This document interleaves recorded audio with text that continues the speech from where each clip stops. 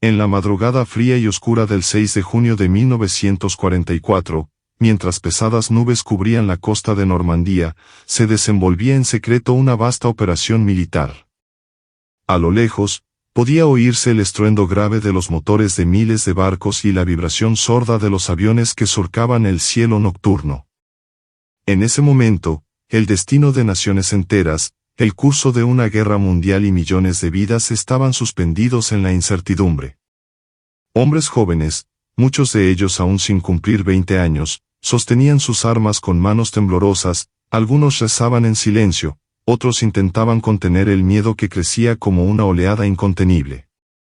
El día D, tal como sería conocido, no era simplemente otra fecha en el calendario, representaba la mayor invasión anfibia de la historia, un acontecimiento que marcaría el comienzo del fin de la ocupación nazi en Europa.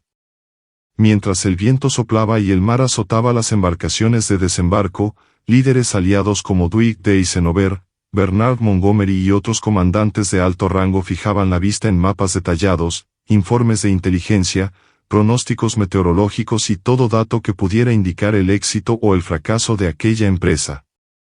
El planeamiento, iniciado mucho antes, exigió el esfuerzo conjunto de tropas estadounidenses, británicas, canadienses y de varias naciones aliadas más, todas unidas por un mismo propósito: atravesar el muro atlántico alemán y abrir el camino para la liberación de la Francia ocupada, avanzando después hacia el corazón del Tercer Reich. Cada instante era crucial, y cada latido en aquella madrugada, que parecía interminable, conducía al momento decisivo en que miles de hombres pisarían suelo enemigo. No obstante, antes de llegar al instante exacto del desembarco, es necesario retroceder un poco en el tiempo para comprender cómo se llegó a ese punto crítico. En 1942, las fuerzas aliadas, en especial Gran Bretaña, sufrían presiones para abrir un segundo frente de combate en Europa Occidental. La Unión Soviética, por su parte, luchaba con gran dificultad contra el avance alemán en el frente oriental, y Joseph Stalin exigía sin cesar que Estados Unidos y los británicos obligaran a los nazis a dividir sus fuerzas en otro teatro de operaciones. Winston Churchill, sin embargo, recordaba con amargura el desastre de Galípoli en la Primera Guerra Mundial y también el ataque frustrado en Dieppe, en agosto de 1942. Temía que cualquier intento precipitado de desembarco en Francia se convirtiera en una carnicería y en un fracaso estrepitoso. A pesar de estos temores, la necesidad estratégica de reconquistar Francia era cada vez más evidente. El éxito o el fracaso de toda la guerra pasaba por la apertura de una ruta terrestre que permitiera avanzar directamente contra el Reich. Se montó una serie de operaciones de distracción y espionaje para confundir al alto mando alemán, haciéndoles creer que el ataque principal sucedería en Pas de Calais, el punto más cercano a la costa británica. Aquella campaña de desinformación, bautizada como Operación Fortitude, incluía incluso falsos ejércitos compuestos por tanques inflables, aviones de madera y transmisiones de radio simuladas, todo, en teoría, comandado por el general George Patton, a quien los alemanes consideraban uno de los principales y más agresivos generales estadounidenses. Mientras tanto, en silencio, la verdadera concentración de tropas, aeronaves y buques se dirigía a la costa sur de Inglaterra, donde se preparaban para el desembarco en Normandía. El plan elegido para la invasión, conocido como Operación Overlord, contemplaba un desembarco en 5 sectores de playa, designados por los aliados como Utah, Omaha, Wald, Juno y Sword. Las playas de Utah y Omaha serían responsabilidad de Estados Unidos, Wald y Sword, de los británicos, y Juno, de los canadienses. Cada uno de estos sectores presentaba características muy específicas de terreno, defensas y obstáculos. Normandía no era el punto más cercano al territorio británico, pero ofrecía playas más amplias y un mayor espacio para establecer cabezas de playa y avanzar tierra adentro. Sin embargo, el riesgo era enorme. Las defensas alemanas, denominadas Muro Atlántico, incluían búnkeres fortificados, ametralladoras bien situadas, extensos campos de minas, alambre de púas, obstáculos antitanque y trampas de todo tipo. Los alemanes, bajo el mando del mariscal de campo Herr von Unstedt, Posteriormente, con la influencia directa de Erwin Rommel, el zorro del desierto, se afanaban por reforzar esas defensas. Rommel había sido convocado para inspeccionar el muro atlántico y comprobó que las fortificaciones distaban de ser impenetrables. Se esforzó por hacerlas más sólidas y exigió la instalación de mayores campos de minas y obstáculos en las zonas intermareales, donde la marea podía sorprender a las tropas de desembarco.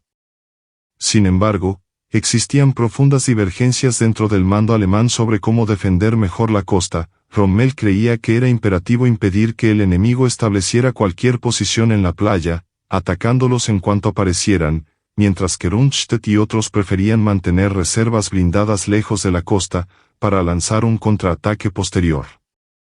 Esas diferencias estratégicas, sumadas a las tácticas de distracción de los aliados, contribuyeron a que las defensas no estuvieran unificadas ni plenamente preparadas cuando llegó el gran día.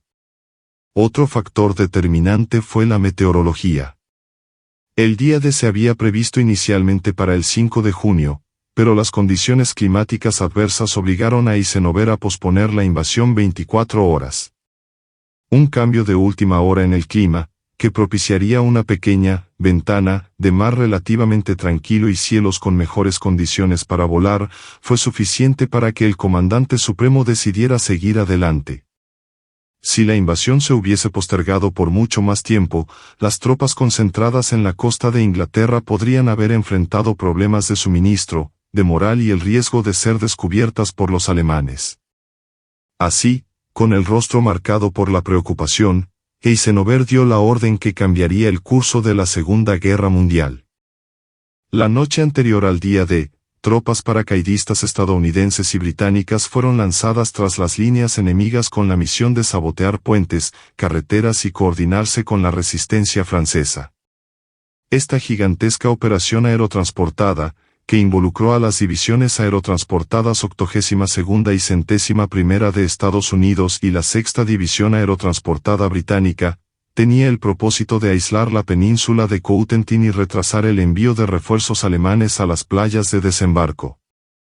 Sin embargo, debido al fuego antiaéreo y a las dificultades de navegación nocturna, muchos paracaidistas cayeron lejos de las zonas previstas, quedando dispersos entre campos y pantanos, lo que generó confusión pero también dificultó que los alemanes determinaran dónde se concentraba el grueso de la invasión. Se libraron combates intensos en puentes estratégicos y aldeas rurales, con historias dramáticas de pequeños grupos de paracaidistas rodeados, tratando de resistir o de encontrar a sus compañeros en medio de la oscuridad. Algunos cayeron en zonas inundadas y se ahogaron antes siquiera de disparar un tiro. Otros, por suerte, aterrizaron cerca de posiciones que lograron asaltar de improviso. El puente Pegasus, sobre el río Orne, fue uno de los objetivos cruciales y acabó siendo capturado por los británicos tras un audaz ataque sorpresa, garantizando un paso vital para el avance posterior. Mientras tanto, en los primeros minutos del amanecer del 6 de junio, se hacía visible la inmensidad de la flota aliada. Buques de guerra, destructores, fragatas, lanchas y cientos de transportes de tropas formaban una línea que parecía interminable. Los cañones navales abrieron fuego contra las fortificaciones alemanas en la orilla, intentando debilitar las defensas antes de la llegada de los soldados. La artillería naval era poderosa, pero el efecto sobre las fortificaciones varió mucho. Algunos búnkeres quedaron destruidos, mientras que otros permanecieron intactos. Aún así, el bombardeo inicial sirvió para sembrar confusión y pánico entre muchos defensores alemanes, que se toparon con explosiones atronadoras desde el mar que reducían trincheras enteras a escombros. Y entonces llegaron las pequeñas embarcaciones de desembarco, las famosas Higgins Boats, golpeadas por las olas agitadas, avanzando en formación hasta que la rampa se abría y los soldados saltaban, muchas veces con el agua hasta la cintura, bajo fuego de ametralladoras y morteros. Para muchos, no había ni un segundo para tomar aliento. El sonido de las armas enemigas se mezclaba con el del mar, los motores y los gritos de alerta. En algunos puntos, la marea estaba más alta de lo previsto, cubriendo los obstáculos y los campos de minas instalados por los alemanes, pero a la vez dificultando la movilidad de los aliados, que se encontraban con la playa llena de escombros, cubierta de cráteres, alambres y estacas. Era un paisaje de caos, un escenario que ningún entrenamiento podía reproducir de manera perfecta. En Utah Beach, el desembarco estadounidense se desarrolló relativamente mejor que en Omaha. Hubo errores de navegación que hicieron que muchas tropas desembarcaran más al sur de lo planificado, pero, paradójicamente, eso las colocó ante defensas más débiles.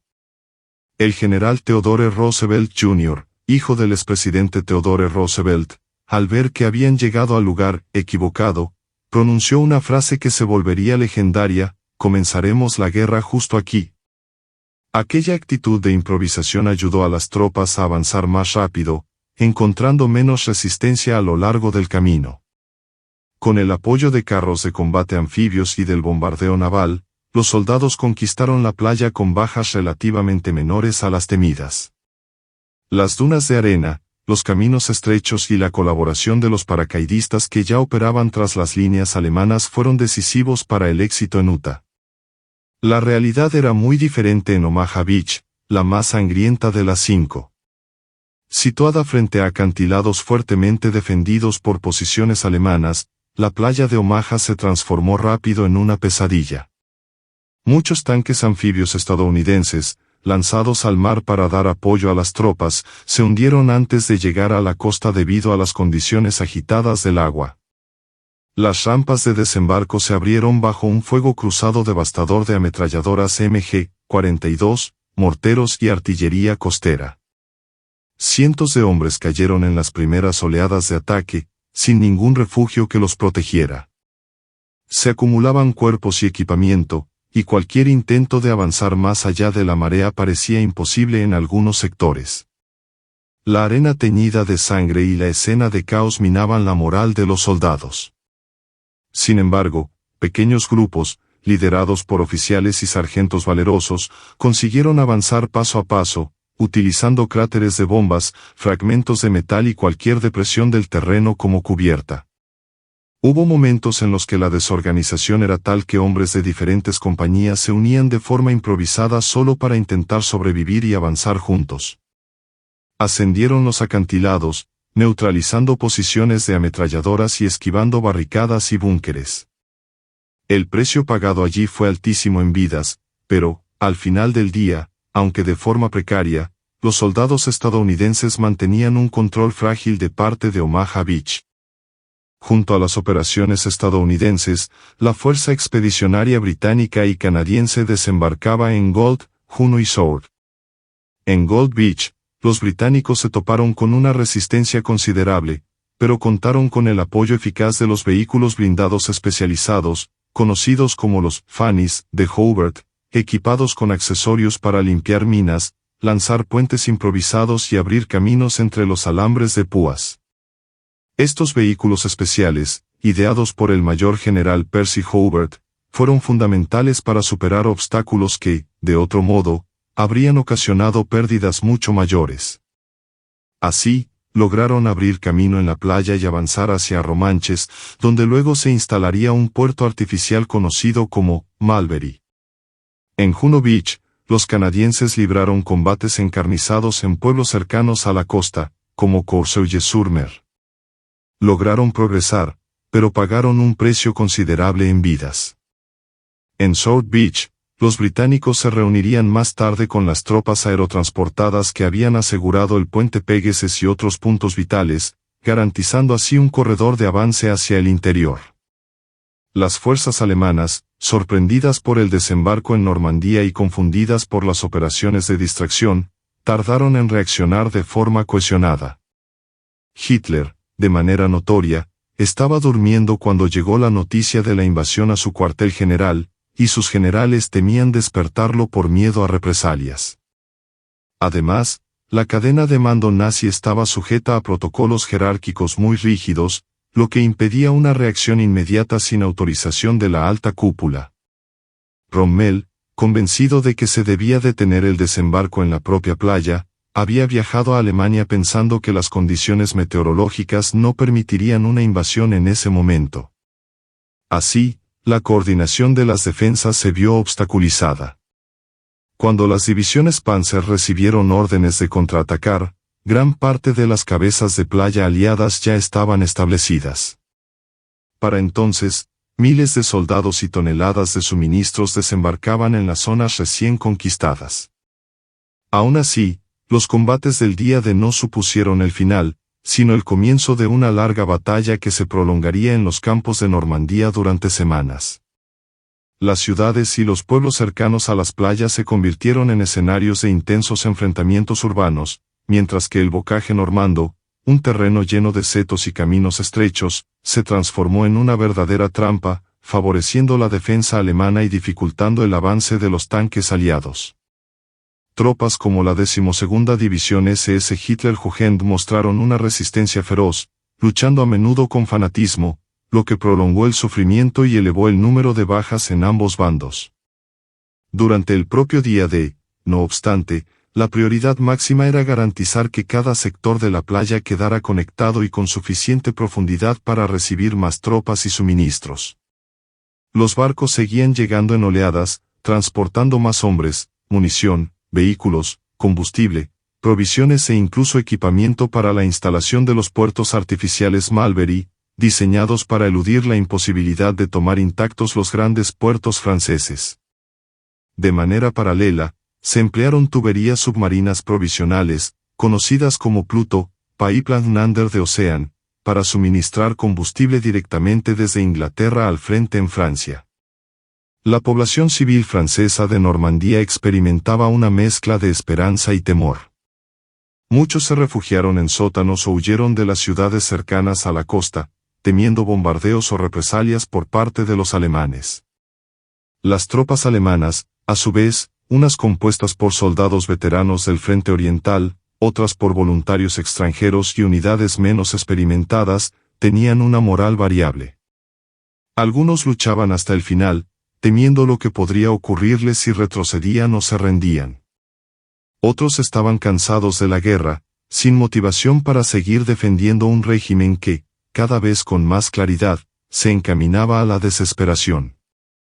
Esto se veía reflejado en la ausencia casi total de la Luftwaffe en los cielos de Normandía, incapaz de operar de manera eficaz debido a la superioridad aérea aliada.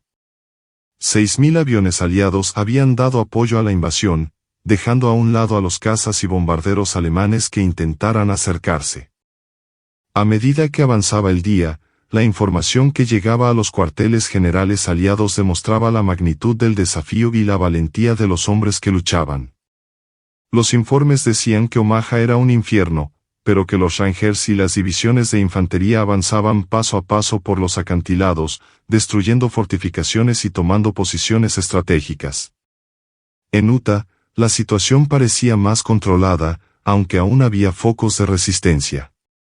En Gold, Juno y Sword, el desembarco se consolidaba, pero los alemanes lanzaban contraataques fragmentados. Era imposible ignorar las pérdidas humanas.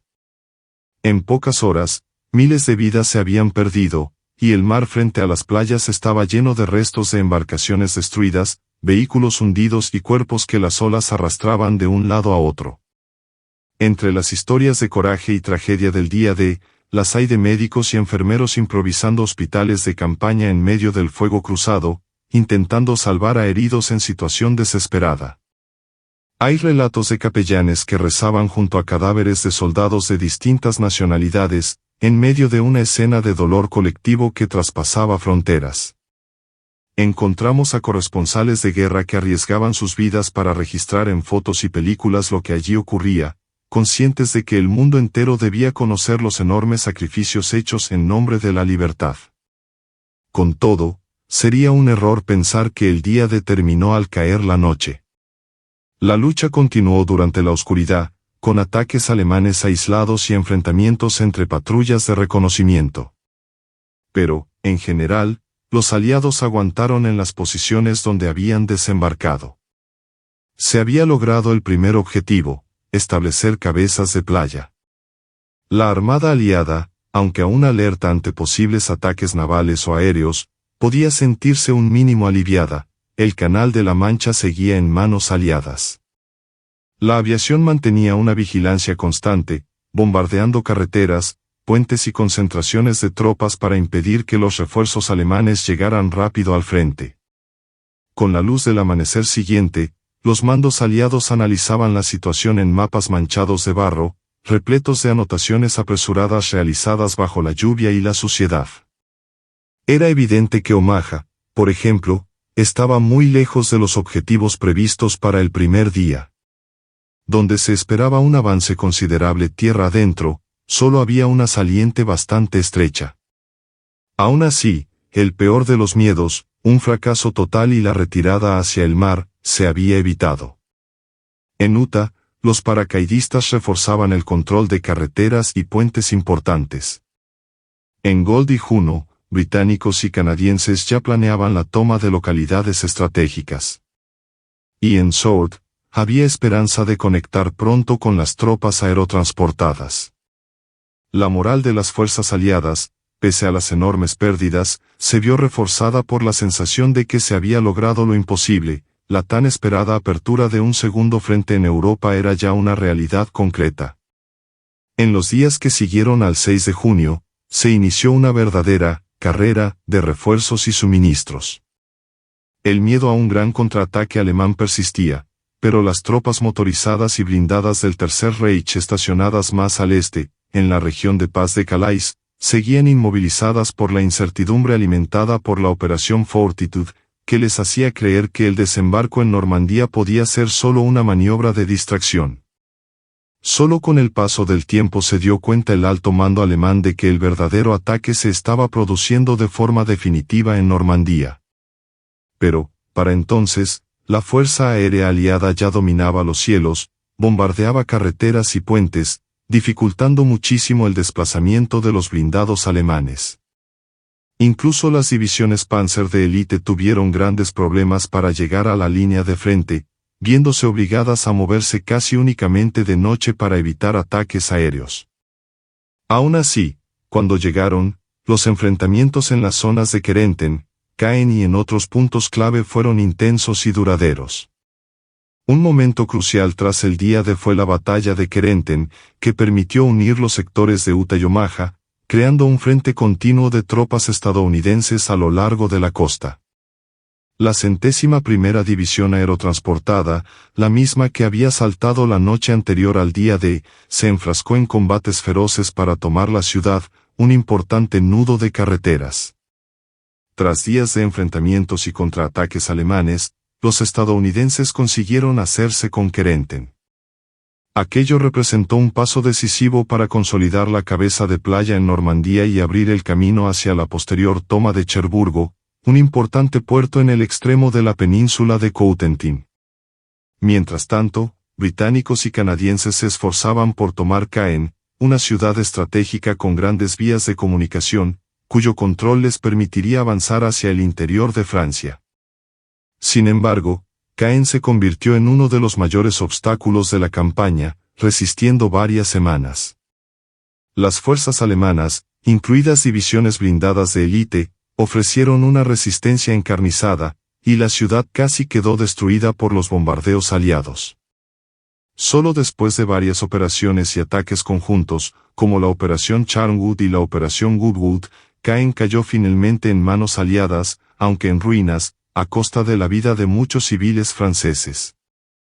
Mientras las fuerzas en el terreno combatían en trincheras, el mundo observaba con atención y temor.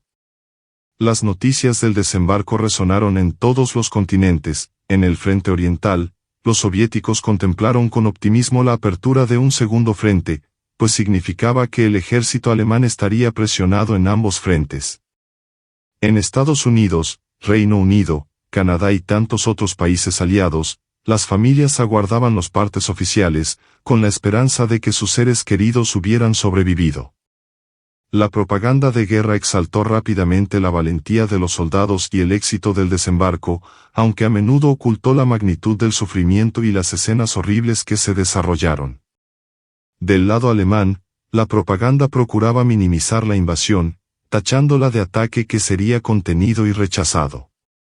Sin embargo, tras bambalinas, muchos oficiales de alto rango intuían que, si los aliados consolidaban y expandían la cabeza de playa, el curso de la guerra quedaría definitivamente encaminado hacia la derrota alemana. La resistencia francesa, en distintas regiones, intensificó sus actividades de sabotaje, atacando líneas férreas, puentes y comunicaciones para demorar el desplazamiento alemán y facilitar la ofensiva aliada. Numerosos grupos de resistentes se unieron a las tropas que avanzaban, ofreciendo informaciones valiosas sobre posiciones enemigas y guiando a los soldados por rutas menos vigiladas. Al mismo tiempo, los habitantes de Normandía experimentaban sentimientos encontrados, alivio ante la perspectiva de la liberación, pero dolor por presenciar la destrucción de sus hogares y la muerte de muchos vecinos durante los bombardeos. La región se convirtió en una frontera viva entre dos mundos en conflicto, un lugar donde cada detonación en el horizonte podía significar tanto la llegada de la libertad como la muerte de seres queridos. Poco a poco, lo que había comenzado con una arriesgadísima invasión anfibia se transformó en algo más sólido, el Frente Aliado en Francia. La consolidada cabeza de playa de Normandía se abastecía ahora con toneladas de munición, combustible y suministros cada día. Nuevos contingentes desembarcaban sin cesar, incluyendo unidades que habían luchado en operaciones previas en África y en Italia, listas para poner en práctica su experiencia contra el ejército alemán en suelo francés. En cuestión de semanas, se tomaría el puerto de Cherburgo, aunque muy dañado por los alemanes durante la retirada. Aún así, su uso parcial permitió ampliar aún más la logística aliada. La Batalla de Normandía, en conjunto, se alargó hasta agosto de 1944.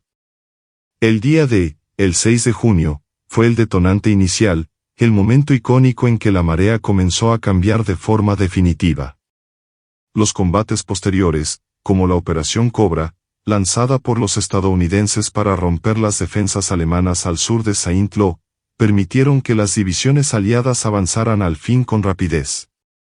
El cerco de Felasse, a mediados de agosto, culminó con la captura o destrucción de buena parte de las tropas alemanas en Normandía, abriendo el camino para la liberación de París a finales de ese mismo mes.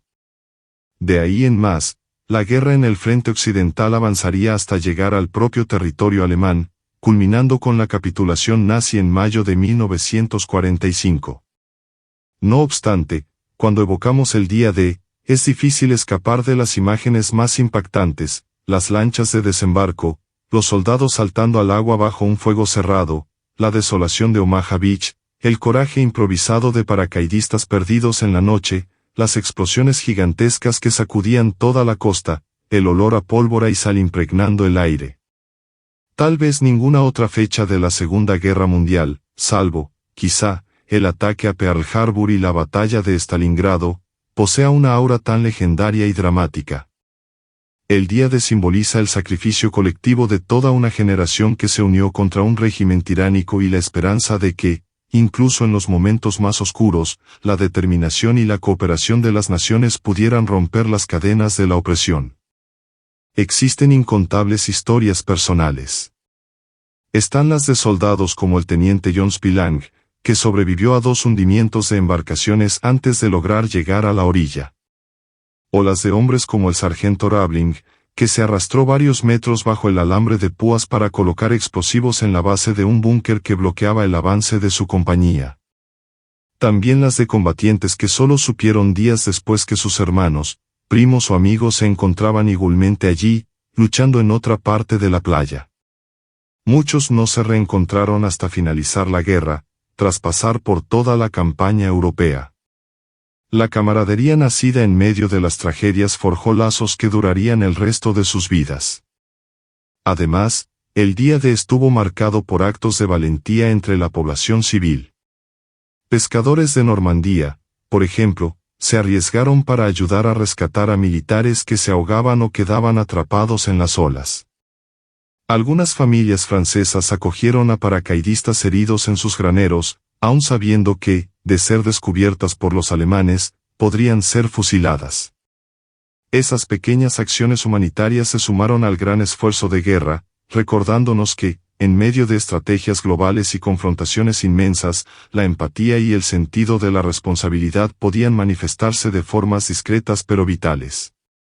Ninguna narración, por más detallada que sea, consigue captar en su totalidad lo que supuso vivir en tiempo real aquellas horas decisivas en la costa de Normandía. El miedo a la muerte estaba en todas partes, así como la incertidumbre de si se vería el sol del día siguiente. Las cartas que escribieron las tropas la noche anterior, muchas de ellas nunca entregadas, revelan lo insoportable que era la situación a nivel emocional.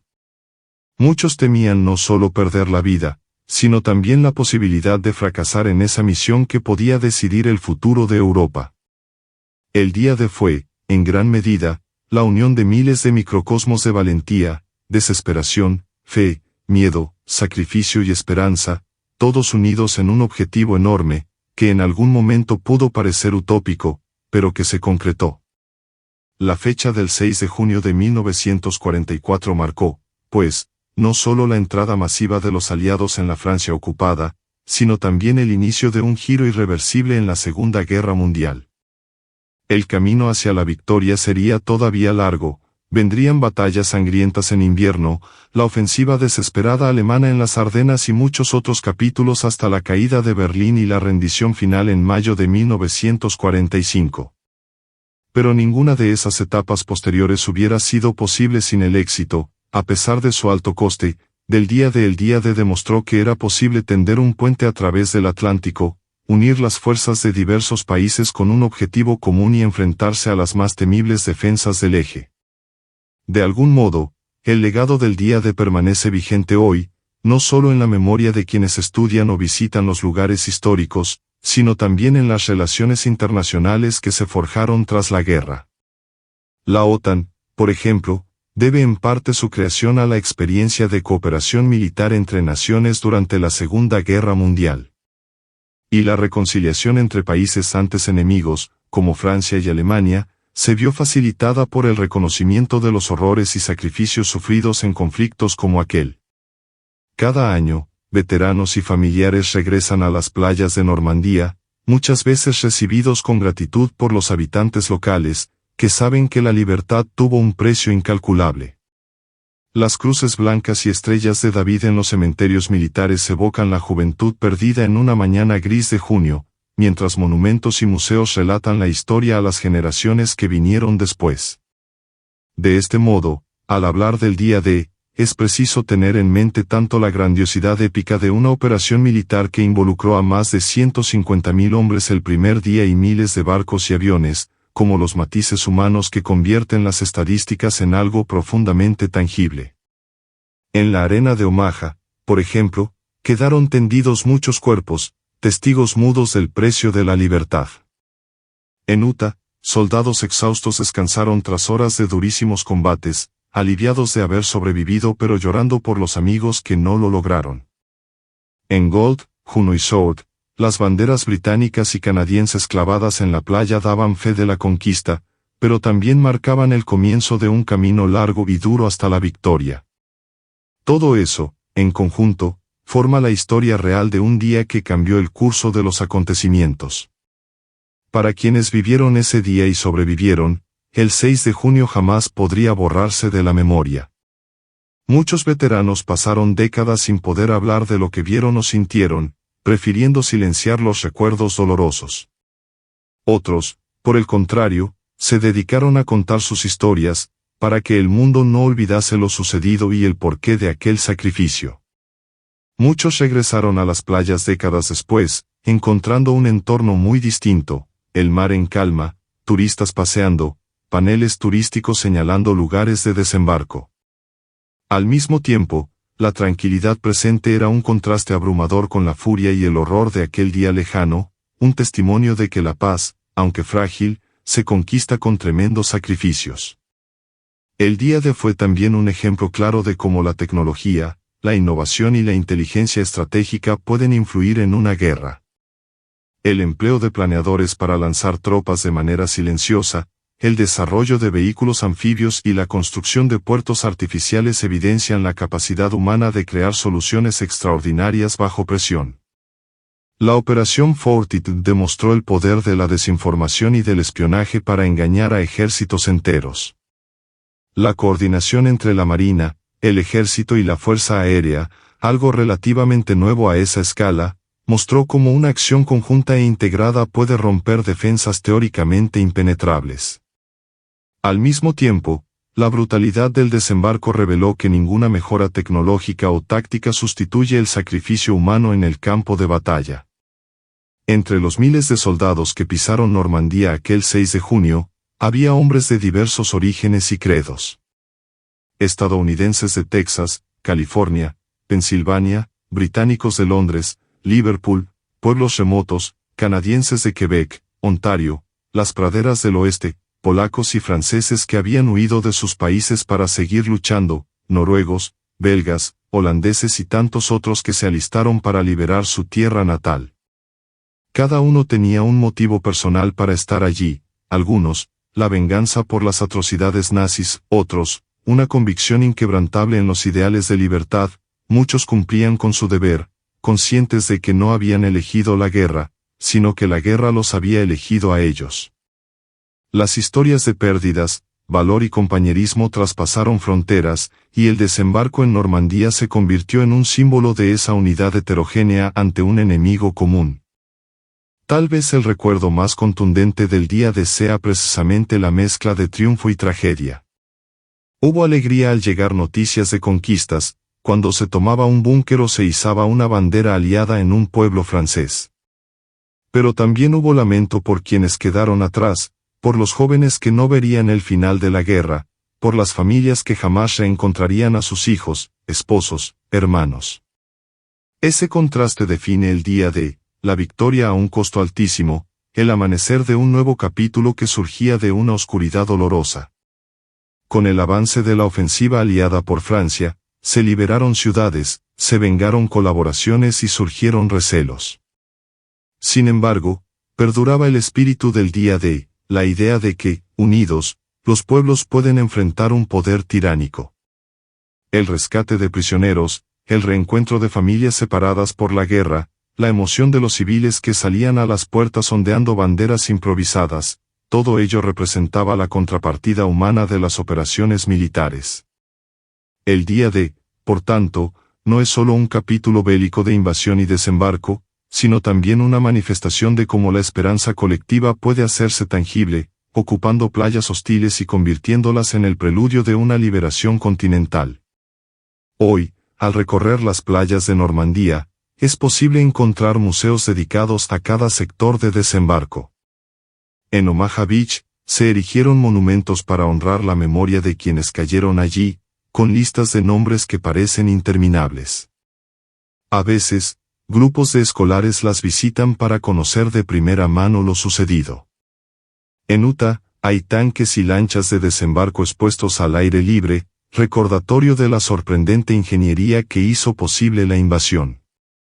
En Gold, Juno y Sword, banderas y paneles explican la historia de las unidades británicas y canadienses que lucharon allí.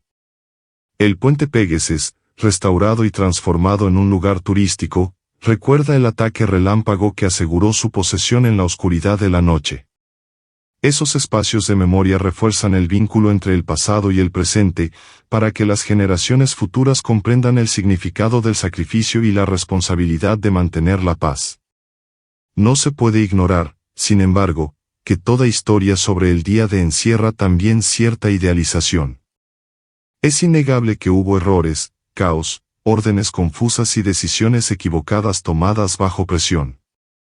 Hubo ejecuciones de prisioneros, tanto de soldados alemanes como aliados, reacciones motivadas por la crueldad del combate y el odio acumulado tras años de guerra. Se produjeron saqueos, destrucciones indiscriminadas y consecuencias desastrosas para la población civil, atrapada en el fuego cruzado.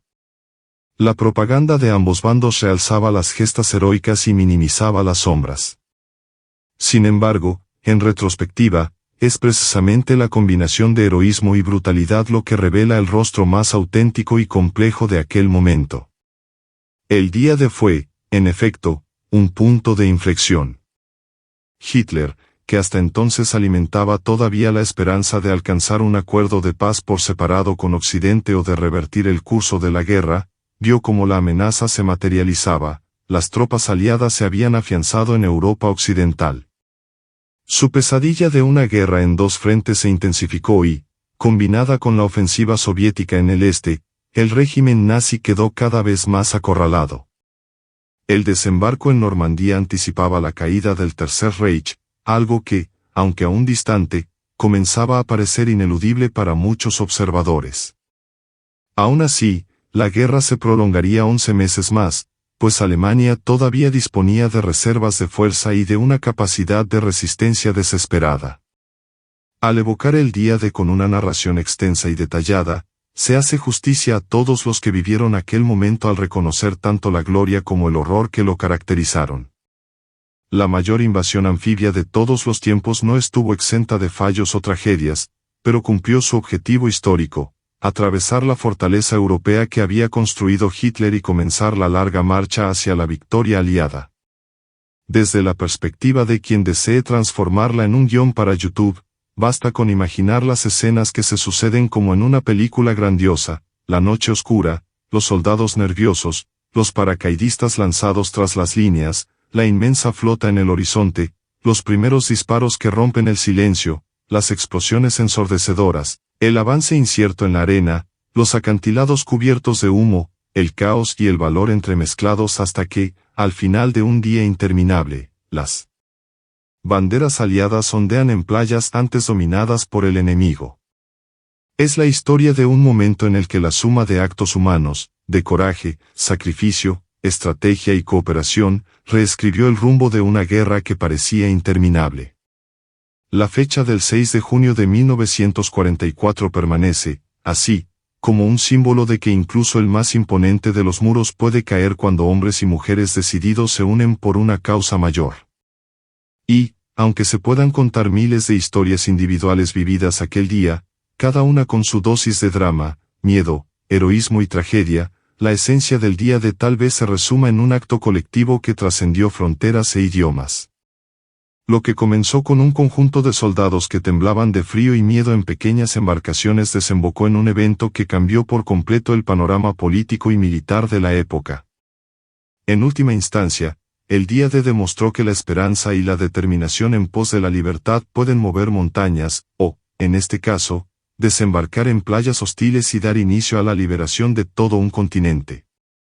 Ese es su gran legado y la razón por la cual, décadas después, aún hablamos de él con reverencia y respeto, recordando el sacrificio de tantos que, ese día, entregaron lo mejor de sí, o incluso su propia vida, para que otros pudieran vivir en libertad.